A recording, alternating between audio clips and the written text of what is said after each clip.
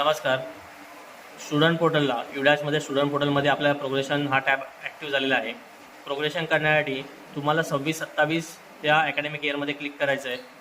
ह्या अकॅडमिक इयरमध्ये क्लिक केल्यानंतर आपल्याला प्रोग्रेशन करण्यासाठी तुम्हाला स्टुडंट मुवमेंट अँड प्रोग्रेशन ह्या टॅबवरती क्लिक करायचं आहे. ह्या टॅबवरती क्लिक केल्यानंतर प्रोग्रेशन ॲक्टिव्हिटीवरती तुम्हाला क्लिक करायचं आहे. ह्या प्रोग्रेशन ॲक्टिव्हिटी क्लिक केल्यानंतर तुम्हाला तुमच्या शाळेमधील सर्व स्टँडर्ड वाईज समरी बघायची आहे.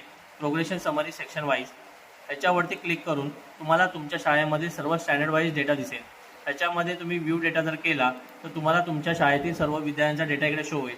आता ह्या स्टँडर्डमध्ये एकही विद्यार्थी नाही, त्यामुळे जरी एका त्या स्टँडर्डमध्ये विद्यार्थी नसेल तर तुम्हाला तिकडे नील फायनलाइज करायचं आहे. म्हणजे डेटा नसला तरी तिकडे फायनलाइजचा बटन तुम्हाला शो होईल, तो तुम्हाला फायनलाइज करायचा आहे.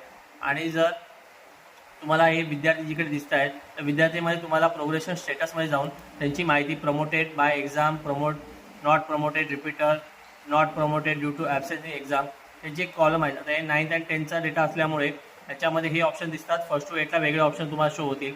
जो प्रमोट करून तुम्हाला डेटा स्टँडर्ड वाईज प्रमोट केल्यानंतर हे सर्व स्टँडर्ड झाल्यानंतर तुम्हाला शाळा फायनलाइज करायची आहे. शाळा फायनलाइज करण्यासाठी फायनलाइज प्रोग्रेशनवरती यायचं आहे. फायनल प्रोग्रेशनवरती आल्यानंतर ह्या चेकबॉक्सवरती क्लिक करून तुम्हाला सबमिट करायचं आहे. त्यानंतर तुमची शाळा फायनलाइज होणार आहे. या सर्व प्रोसेस पूर्ण झाल्यानंतरच तुमची स्कूल प्रोग्रेशनची ॲक्टिव्हिटी कंप्लीट होणार आहे. ही सर्व शाळांनी नोंद घ्यावी. धन्यवाद.